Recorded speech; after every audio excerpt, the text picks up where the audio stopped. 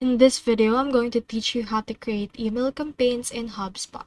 So in order to do that, you first need to head over right here into your HubSpot, and then first head over to your marketing and choose campaigns.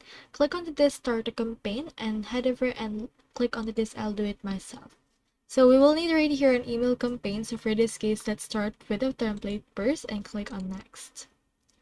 Now in here, just search in here for the email that you want. So I have one or one right here, marketing email campaign. It can be changed or depending on your liking. It can be an email drip, lead generation marketing email, or loyalty program. Under this case, I'll choose the email drip campaign. So click on use template.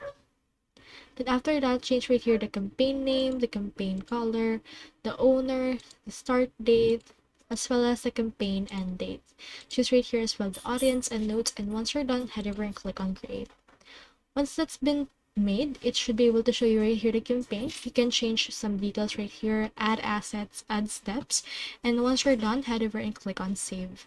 So that's all there is today, and if you haven't signed up for HubSpot yet, make sure to use your affiliate links given in the video description. Thanks for watching, and I will see you in my next video.